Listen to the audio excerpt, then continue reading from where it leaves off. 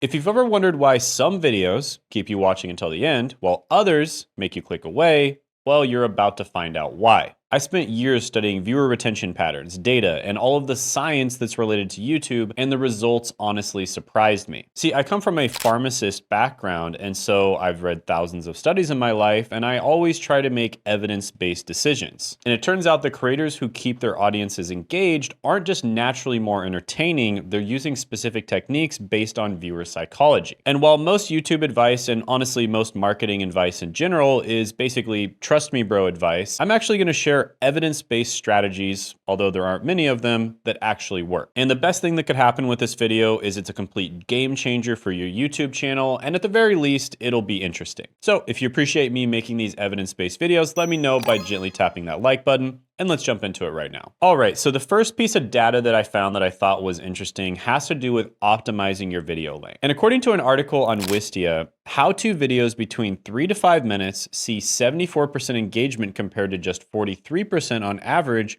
for videos of the same length. So how-to videos are significantly more engaging. Now, to be fair, engagement isn't directly watch time.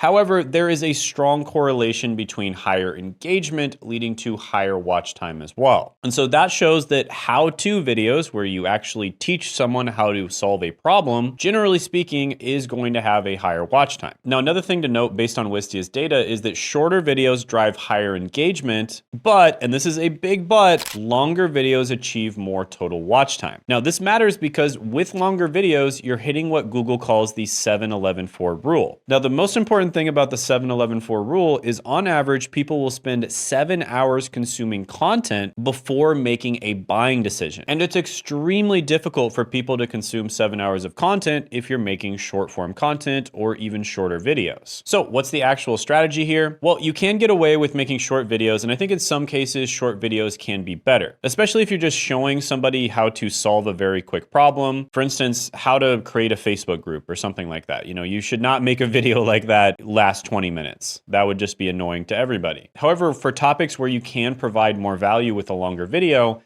you should definitely be making longer videos. Now, one thing that people struggle with more than almost anything else is coming up with video ideas and then titling those video ideas. And I've spent hundreds of hours figuring out how to perfect this. And we actually created a title GPT where you can basically just take a screenshot of somebody else's video or somebody else's channel if you like their video ideas, and then it'll come up with a bunch of video ideas or video titles that you can choose from. And like I said, it was trained based on hundreds of hours of client meetings, SOPs, etc. And you can check it out by clicking the link down in the description and the pinned comment below. Okay, so the next set of data is gonna come from front loading your value. So according to an article and in video, the average YouTube session is only 17 minutes and 31 seconds. That's it. That's all you got. So you better hook your viewers immediately.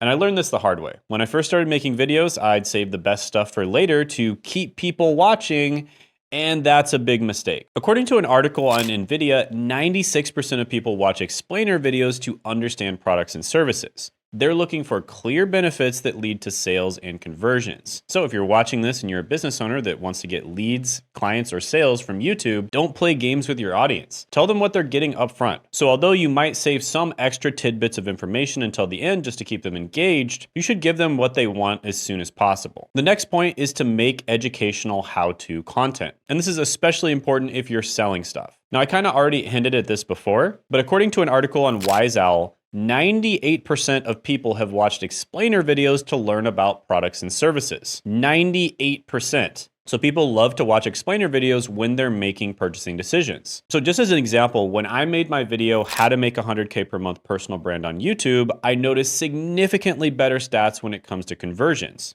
Why? Because I laid out the clear steps that solved a specific problem for my audience. And according to an article on NVIDIA, 36% of viewers specifically prefer educational and explainer videos. And according to an article on Wistia, how-to videos outperform every other format in engagement. So engagement doesn't 100% mean you're gonna get higher watch time, but usually you will. So it's not rocket science, guys. People want to learn something valuable. But another thing that I'll note is when people are more engaged with your videos, they're more likely to buy stuff from you.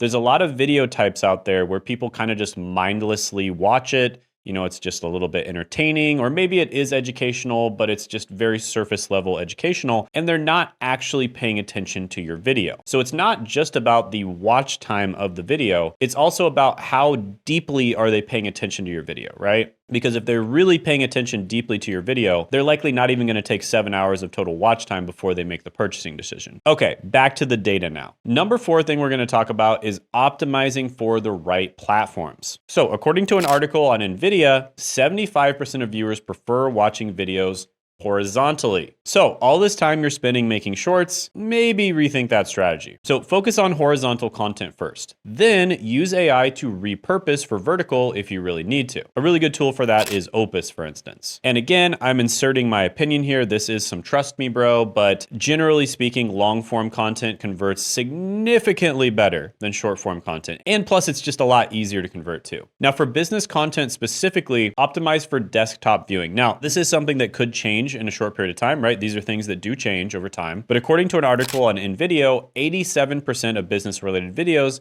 are viewed on desktop. So if you're doing B2B stuff, this matters even more. And for God's sake, make sure your text is visible on all devices, because a lot of people are still going to be watching on their phones. And according to an article on InVideo, people are watching 16 hours of video weekly across different screens. So if they can't read your text on their phone, you're screwed. So even though you should optimize for desktop viewing, still make sure that your video looks really good on phones as well. All right, next, number 5, we're going to talk about using AI the right way, because according to an article on Wistia, only about 18% of businesses are leveraging AI tools for video content production right now. And you know what that means? Competitive advantage for early adopters like us. Now, I'm not telling you to create AI slop content. What I am telling you to do is to utilize AI to create content faster, better, and create more of it. And according to an article on WiseOwl, 51% of video marketers have used AI tools. But are they using it for script writing? Well, that's where the real magic happens. You can use AI such as Claude or Poppy AI to help craft your scripts. But not just that. Also generate video ideas, create captions, SEO optimize the description, create the titles, even give suggestions for the thumbnails, so that you can focus on being creative and authentic on camera. And this way you can spend less time doing the busy work